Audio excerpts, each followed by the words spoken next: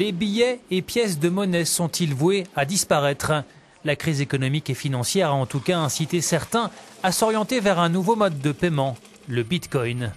Cette monnaie électronique a été créée en 2009 par un programmeur informatique dont on ne connaît que le pseudo, Satoshi Nakamoto. Elle s'échange librement sur Internet, directement de personne à personne, et a donc l'avantage d'échapper au contrôle des États et des banques. Stéphane et Lucius sont des pionniers du Bitcoin. Ces deux ingénieurs ont gagné de l'argent en contribuant au développement de cette pièce virtuelle. Ils pensent qu'elle a de beaux jours devant elle, notamment grâce à son système ultra sécurisé.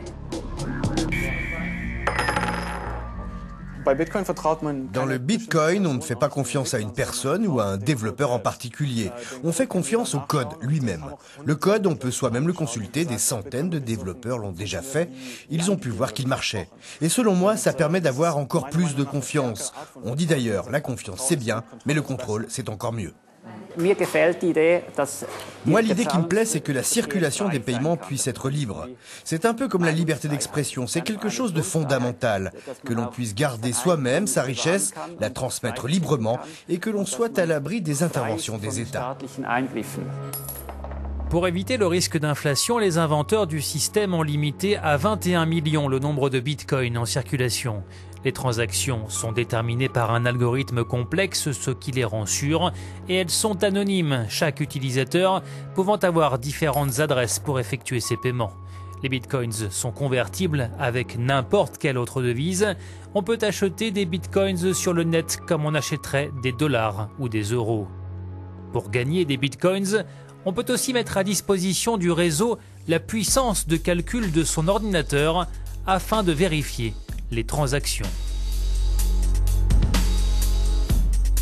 Aujourd'hui, les détenteurs de bitcoins peuvent acheter des ordinateurs ou des serveurs, mais ils peuvent aussi commander une pizza, un livre, voire s'offrir une voiture ou un voyage.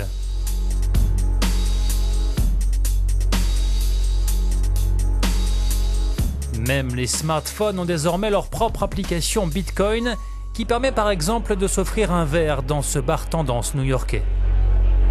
Aujourd'hui, l'ensemble des bitcoins en circulation sur le web ont une valeur d'environ 1 milliard d'euros. Mais la monnaie virtuelle est très volatile. Il y a quelques semaines, elle a perdu en un jour près de 80% de sa valeur après avoir considérablement flambé.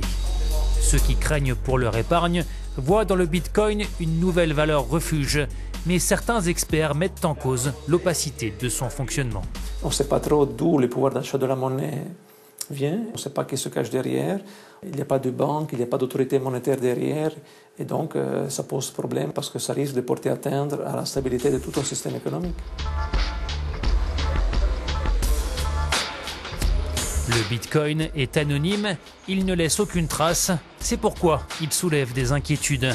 Ses détracteurs soulignent qu'il peut être utilisé à des fins de blanchiment d'argent.